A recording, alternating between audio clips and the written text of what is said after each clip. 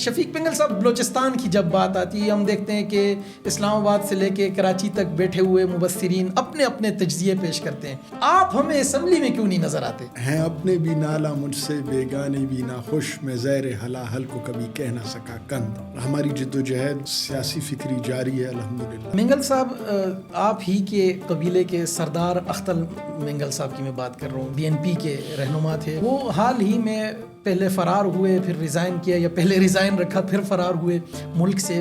تو آپ کے قبیلے کو نمائندگی ملی تو تھی، پارلیمان میں بھی ملی اور گاہے بگاہے ملتی رہتی ہے. وہ الگ بات ہے کہ پھر وہ کچھ عرصے بعد آپ کے وہ بزرگ کہتے ہیں نہیں جی میں نہیں کھیل رہا ہوں، پھر ناراض ہو کے دوسرے کسی ملک چلے جاتے ہیں. جس شخص کی آپ نے نام لیا، یہ جو گروہ ہے، ان کی برائیوں کی وجہ سے بلوچستان اس نہج پہ پہنچا. سردار اختر منگل صاحب اربوں روپے کے فنڈز انہوں نے لیے. اچھا، شرم ہوتی ہے، کچھ حیا ہوتی ہے. اپنے دہشت گردوں کو انہوں نے مضبوط کیا. یعنی جمعہ 8 دن بھی نہیں ہوئے تھے عمران خان سے یہ PDM یہ سجن بن گئے. دھوکے میں رکھ کے، مظلومیت کی چادر اوڑھ کے، اربوں کی کرپشن کی، بلینز آف ڈالرز کی جو ان کی گاڑیاں ہیں اور گاڑیوں کی جو فلیٹس ہیں، ان کے محلات ہیں. یہ حضرات کیسے آگے آ جاتے ہیں؟ کون ان کو آگے لاتا ہے؟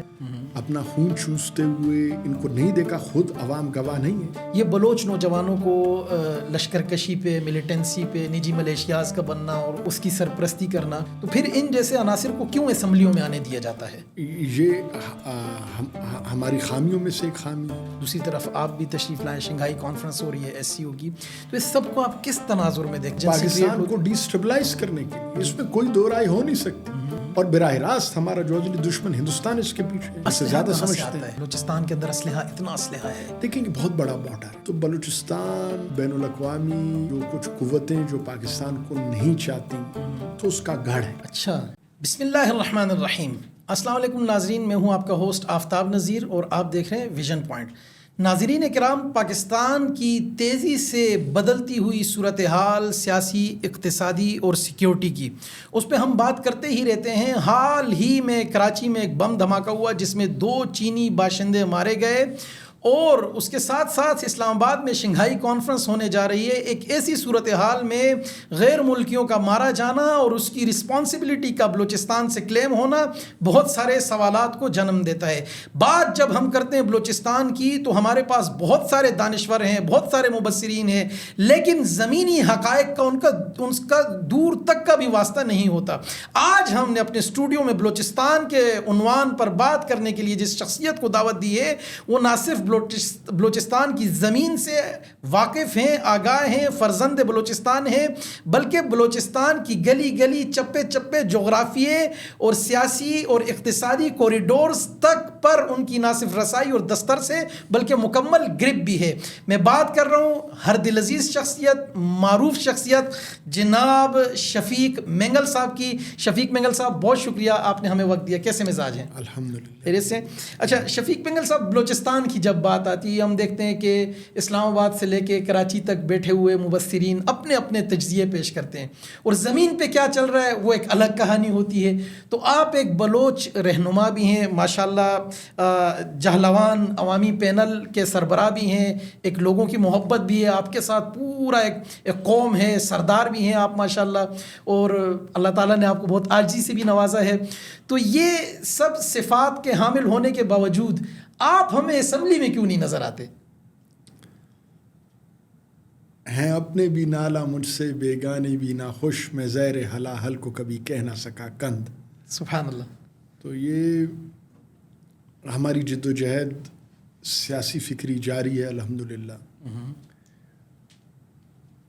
صدیوں سے بلوچستان میں سرداری نظام کے جو مکرو جو پنجے گڑے ہوئے ہیں، ٹھیک ہے، ان کو نکالنا، ان کے اثر کو ختم کرنا، اپنے مسلمان بھائیوں کو آزاد کرنا، تو یہ ایک جستجو مانگتی ہے، وقت درکار ہے اس کے لیے. الحمدللہ ہمارے شہداء کا خون اور ہمارے جو سربکف جو ہمارے رہنما ہیں، ہماری جماعت کے ہمارے دوست احباب ہیں، تو ان کی قربانیاں رنگ لا رہی ہیں اور انشاءاللہ لائیں گی.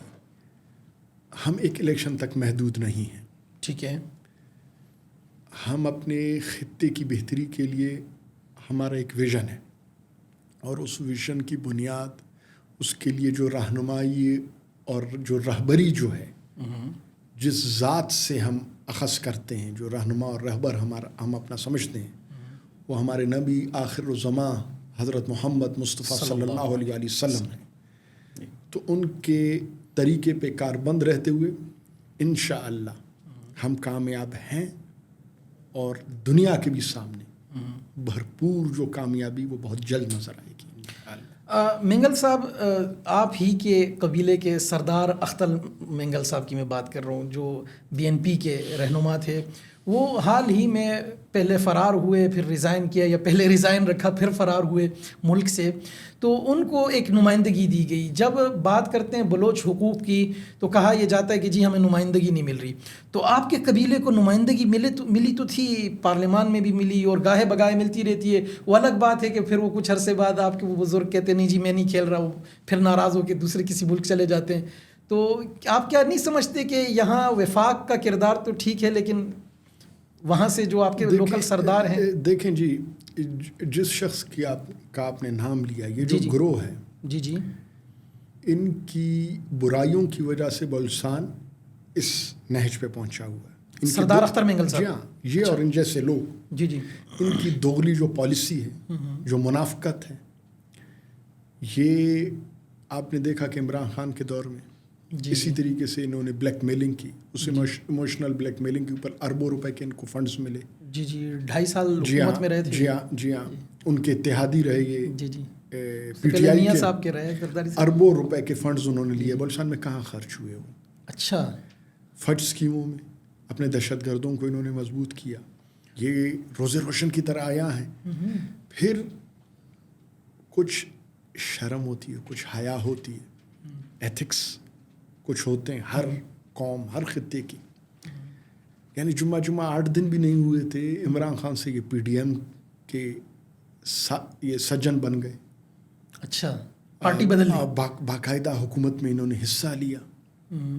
پنجاب کا راگ الاپنے والے، مسلمان کو مسلمان کے خلاف بھڑکانے والے ان بہروپیوں نے یہاں وفاقی وزارتیں لی. وہاں بلوچستان میں جو تبدیلی آئی حکومت کی، اس گنگا میں، جو کرپشن کی گنگا میں یہ خوب نہائے، سب سے بڑے حصے دار تھے. کہا جاتا ہے کہ یہ تو بالکل ڈی فیکٹو چیف منسٹر ان کا تھا، برائے نام چیف منسٹر کوئی اور تھے، لیکن اصل تو وزیر اعلیٰ ہاؤس کو تو انہوں نے سنبھالا ہوا تھا. ان کے ٹاؤٹس وہاں وزیر اعلیٰ ہاؤس میں، وزیر اعلیٰ اینیکسی میں، ان کے باقاعدہ وہ جو پورشن ان کے بک تھے، وہاں ان کا قبضہ تھا. اور انہوں نے اربوں کی کرپشن کی. کس بیس پہ؟ یہی جو اب آج تک جو باتیں کر رہے ہیں، یعنی بلوچستان کی احساس محرومی، بلوچستان ایشو کو اپنے ذاتی مفاد کے لیے کاٹ کے طور پہ ہمیشہ ایموشنل بلیک میلنگ کر کے وفاق اور وفاقی پارٹیوں کو، اسٹیبلشمنٹ کو دھوکے میں رکھ کے، مظلومیت کی چادر اوڑھ کے. اور آج آپ دیکھیں کہ کہہ رہے تھے کہ ہم پکوڑے کی دکان اس سیاست سے بہتر ہے. تو پکوڑے کی دکان کیا دبئی کے محلات میں کھلتی ہے کہ یہاں سے نکل کے ہی وہ وہاں پہنچ گئے؟ یورپ میں سیر سپاٹا کرتے ہیں. ان کے اور ان جیسوں کے وہاں آپ UAE میں چلے جائیں، یورپ میں آپ چلے جائیں تو عرب شیخ وہاں تو چلیں ٹھیک ہے، نظر آتا ہے ہمیں کہ جی وہ اسٹیٹس ان کی ہیں، وہاں بادشاہت ہے، وہاں پیٹرول ہے، وہاں اور دبئی کو کون نہیں جانتا، UAE کو، ان کی بہت بڑی اکانومی ہے. ان کا کیا ہے؟ یہاں کے کرپشن کے پیسوں پہ، غریب بلوچ برا ہوئی عوام کے خون پسینے کی کمائی پہ، ان کے حقوق پہ کے نام پہ لیے گئے پیسے، کھربوں کے فنڈز اور اس پہ کی گئی کرپشن کی بنیاد پر وہاں جو ان کی جو رہائش ہے، چاہے یورپ میں ہو چاہے UAE میں، اس گروہ کی وہاں عرب شیخوں کے ساتھ، وہاں کے حکمرانوں کے ساتھ وہ کمپٹیشن میں لگے ہوئے. ان کے کھربوں روپے کے جو millions of billions of dollars کی جو ان کی گاڑیاں ہیں اور گاڑیوں کی جو فلیٹس ہیں، ان کے محلات ہیں. تو وہاں جا کے پھر یہ ڈیرے جما لیتے یہ ہیں. حضرات کیسے آگے آ جاتے ہیں؟ کون ان کو آگے لاتا ہے؟ جب کیا بلوچ عوام ان سے نہیں پوچھتی؟ دیکھیں یا آپ کے قبائل کے لوگ وہ ان سے سوال نہیں یہ کرتے؟ صرف بلوچستان کا مسئلہ نہیں ہے جی جی میرے بھائی، یہ پورے پاکستان کا مسئلہ ہے. جو جاگیردارانہ نظام ہے، کیا یہ پنجاب میں، بلوچستان میں، کے پی میں، سندھ میں لوگوں نے نہیں آزمایا؟ اپنا خون چوستے ہوئے ان کو نہیں دیکھا؟ خود عوام گواہ نہیں ہے. یہ لیکن شہروں میں عوام کو تھوڑا بہت شعور تو ہے، پھر بھی ایک سوال کرتے ہیں. بلوچستان کی جی زیادہ تر جو پاکستان کی آبادی ہے وہ رورل ایریاز میں ہے. جی جی آپ کو پتہ ہے جو ہمارا نظام تعلیم، ہمارے معاشرے کی تربیت کا جو طریقہ کار، تو ہم اس حساب سے زوال کی طرف ہم گئے ہیں. یہی وجہ ہے ہماری عوام غلامی سے نہیں نکل پا رہی. اور پھر جو اگر ہمارے ادارے ہیں، ہمارا جو نظام ہے، خصوصاً نظام انصاف ہے، اس کے جو عیب ہیں، تو غریب عوام جائے تو کہاں جائے؟ وہ ان کے شکنجوں میں جرغمال ہے. آپ صحیح تعلیم دیں، صحیح انصاف دیں، پھر دیکھیں یہ مسلمان جو عوام ہے، ہمارے نظریاتی جو ملک کی، وہ ضرور ایک تبدیلی لائے گی اور انشاءاللہ تبدیلی ہوگی. اچھا مینگل صاحب، بلوچستان کے مسائل میں سے ایک بڑا مسئلہ ملیٹنسی بھی ہے. ہم نے دیکھا لشکر بلوچستان نامی تنظیم ہو، یا BLF نامی، یا براس نامی ان کا الائنس ہو، یہ بلوچ نوجوانوں کو لشکر کشی پہ، ملیٹنسی پہ، نجی ملیشیاز کا بننا اور اس کی سرپرستی کرنا.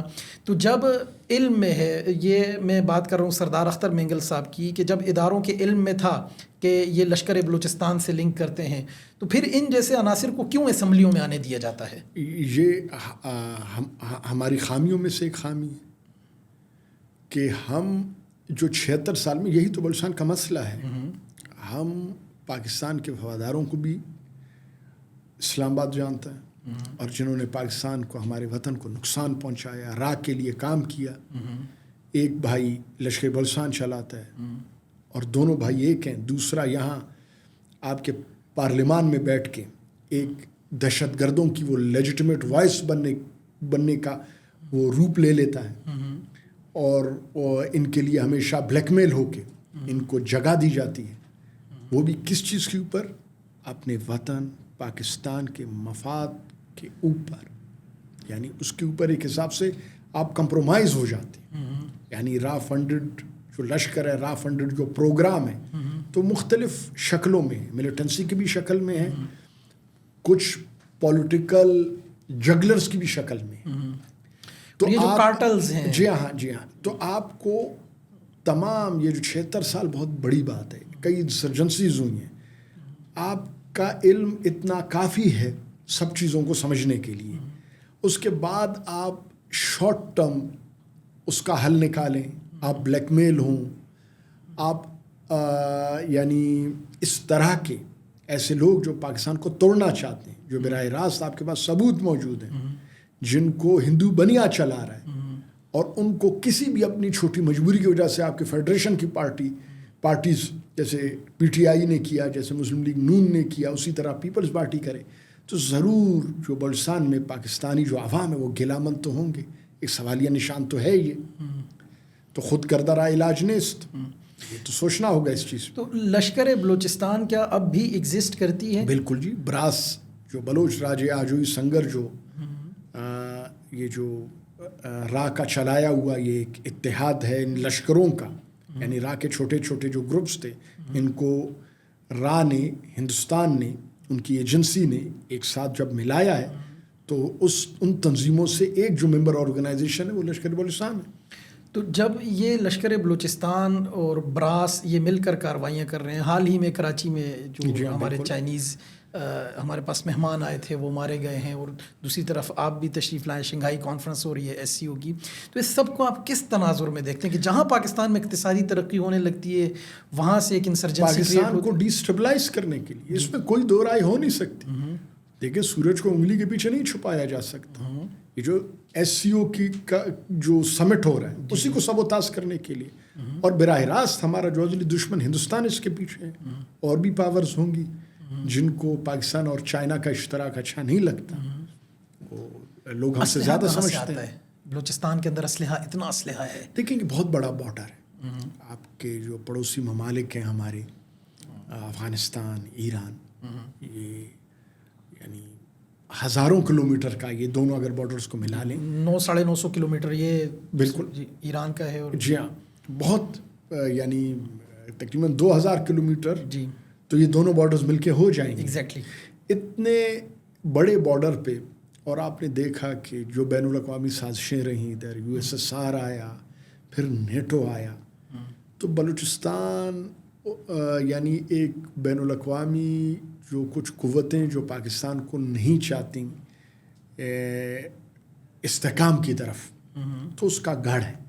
تو اتنے بڑے بارڈر سے جو اس ہسٹری کو اور بلوچستان کے خطے کو جانتے ہیں یہ کوئی مشکل بات نہیں. اسلحے کی ترسیل اسلحے کا آنا آپ نے دیکھا کہ جب پرانی تاریخ میں چلے جائیں تو بات بڑی لمبی ہو جائے گی. آپ نیٹو کا ہی زمانہ بھی پچھلا دیکھ لیں. افغانستان میں 2001 میں جب امریکن فورسز اتری تو اس کے بعد انڈینز بلوچستان اور KP جو بارڈر پہ انہوں نے بلا وجہ مختلف قسم کے مراکز کوئی ثقافتی مرکز کے نام سے کوئی کونسلیٹ کے نام سے لاتعداد انہوں نے کھولے اور ان سب کا کام صرف اور صرف بلوچستان میں دہشت گردی کرنا تھا اور اپنے جو ڈیتھ اسکواڈس کے ذریعے پاکستانیوں کا قتل عام پاکستان کو ڈسٹیبلائز کرنا اور خدا نخواستہ توڑنے کی حد تک یہی ان کی ذمہ داری تھی. میں اپنے آخری سوال کی طرف بڑھوں گا. عرض یہ ہے کہ جب ہماری حکومت کو یا ریاست کو یا اداروں کو، میں ریاست اور اداروں کی بات کرتا ہوں، یہ بھی پتہ ہے کہ کون ڈی اسٹیبلائز کر رہا ہے، کون کون سی تنظیمیں ہیں، کون کون سے ڈیتھ اسکواڈز ہیں، پھر ان لوگوں کو نمائندگی دینا، انہیں آگے لانا، انہیں ناراض بلوچ کہہ کر سر پہ بٹھانا، اور جو لوگ کام کر رہے ہیں، جو پاکستان کے لیے قربانیاں دے رہے ہیں، جو مارے کھا رہے ہیں، جو زمین پہ گراؤنڈ پہ پس رہے ہیں، رول رہے ہیں، اور جن کی عوامی نمائندگی بھی ہے، ان کو پارلیمان سے دور رکھنا اور ان کو دھوکے پہ دھوکہ دینا.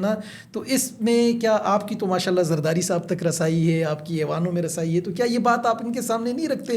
یا آپ جیسے لوگ کہ جو ایک عرصے سے جن کی ایک تاریخ ہے، آپ کے والد صاحب بھی وفاقی وزیر رہے، تو آپ جیسے لوگ کیوں نہیں آگے آ رہے؟ دیکھیں جی، اگر ہم بالکل خاموش رہتے بالکل ترک دنیا ہوتے، کچھ کرنا رہے ہوتے تو پھر بات ہم پہ آتی. ٹھیک ہے. سب سے بڑی قربانی ہوتی ہے جان اور پھر مال کی. جی. اپنے وطن پاکستان کے لیے ہم نے اپنے سروں کی قربانی دی، اس سے زیادہ ہم کیا کر سکتے ہیں؟ بالکل.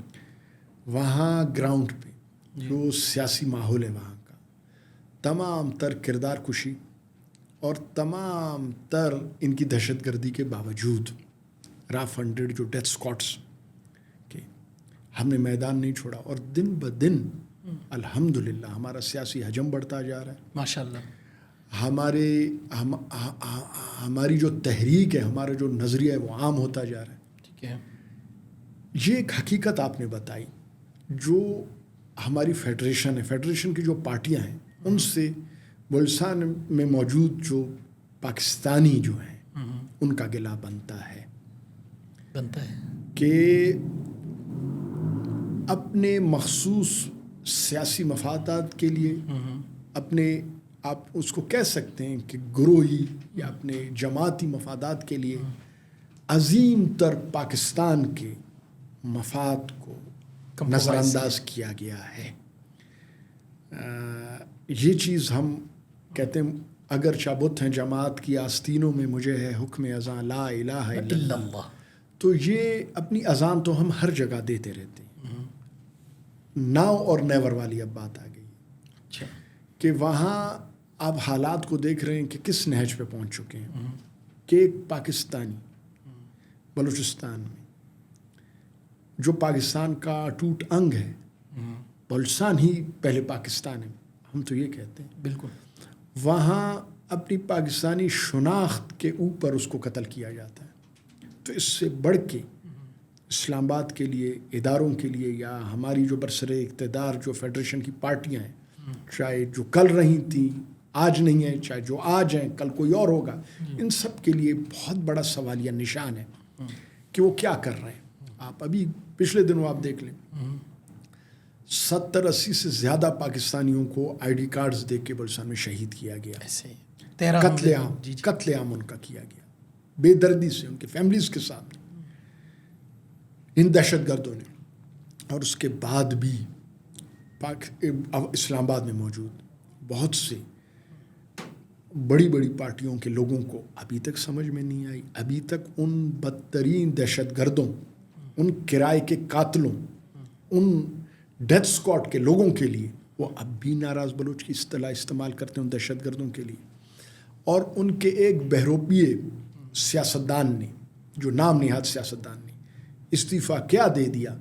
ان 70 سے 100 پاکستانیوں کے خون کو میڈیا سمیت تمام سیاستدانی بھول گئے اور اس بہروپیے کی منتیں ترلے کرنے میں لگ گئے کہ نہیں جی آپ استعفیٰ نہ دیں، نہیں جی آپ استعفیٰ نہ دیں. اس کے استعفیٰ کا مقصد ہی اس قتل عام پہ مٹی ڈالنا تھا، تاکہ جو پہلے ہوتا آ رہا ہے کہ اگر پاکستان استحکام کی طرف جائے یا کبھی ادارے صحیح سمت میں روانہ ہوں، فیڈریشن کی پارٹیوں کا بھی رخ اسی طرف ہو، تو اس چیز کو توڑا کیسے جائے. وہی سازش ان لوگوں نے کی اور بظاہر تو لگتا ہے وہ سازش میں کامیاب ہوئے کہ اب ان شہداء کے حوالے سے جو سنجیدگی ہونی ہے وہ نظر نہیں آ رہی. اب پھر آپ دیکھیں کہ دن دہاڑے وہاں کراچی ایئرپورٹ کے پاس اتنے اہم علاقے میں یہ ہندو بنیے کے اس لشکر نے ایک خودکش حملہ کیا. پاکستانیوں سمیت یعنی غیر ملکی مہمانوں کو نقصان دیا. ایسے ہی ہم ایک لگاتار ایک ذمہ داری والے یعنی ایک موڈ میں نہیں رہتے. جو احساس ذمہ داری ہے، کنٹینیوس جو الرٹ ہے ہم کا، جو ہمارا نظام ہے، جو ہماری طبیعت ہونی چاہیے اس میں نہیں. کوئی بھی واقعہ ہوتا ہے ہم فوراً تھوڑے سے ایکٹیو ہو جاتے ہیں، کچھ دن بعد ہم اس کو بھول جاتے ہیں. یہ بھی ہماری خامیوں میں اور ہمارے ملک کے نقصان میں اور دہشت گردی کے بڑھنے میں ایک بہت بڑی وجہ ہے. ہم امید کرتے ہیں، ہم تو اپنی بات کر رہے ہیں، قربانیاں بھی ہم نے دی ہیں اور دے رہے ہیں. یعنی اس بلوچستان میں جہاں اور راہ کے ہم نواؤں نے جو اپنے دہشت گردوں کے گروہ بنا رکھے ہیں، معاشرے کو یرغمال بنانے کی کوشش کر رہے ہیں، تو الحمدللہ اس نظام کے راہ کے اس مکروہ عزائم کے سامنے سب سے بڑی رکاوٹ یا بڑی جو اپرائزنگ ہے، یا آپ کہیں ان کے خلاف جو بغاوت ہے، وہ ہمارے نظریاتی لوگوں نے کی ہے اور کر رہے ہیں، اور اپنے منزل کی جانب بڑے ایمان کے ساتھ روا دوا ہے. اب ذمہ داری اسلام آباد کی آتی ہے، فیڈریشن کی پارٹیوں کی. ان سے کوتاہیاں ہوئی ہیں، امید ہم کر سکتے ہیں کہ آئندہ ذمہ داری وہ دکھائیں گے انشاءاللہ. بہت شکریہ جناب شفیق مینگل صاحب، آپ نے ہمیں وقت دیا. ناظرین کرام، یہ تھے جہلاوان عوامی پینل کے سربراہ جناب شفیق مینگل صاحب، اور انہوں نے بتایا کہ عوام کھڑی ہے، لوگ کھڑے ہیں، انشاءاللہ پاکستان نہیں ٹوٹے گا. انشاءاللہ بلوچستان کی عوام پاکستان کے ساتھ ہے، اور بلوچستان ہی پاکستان ہے، لیکن سمت اور ڈائریکشن درست کرنی ہوگی. دیکھتے رہیے ویژن پوائنٹ.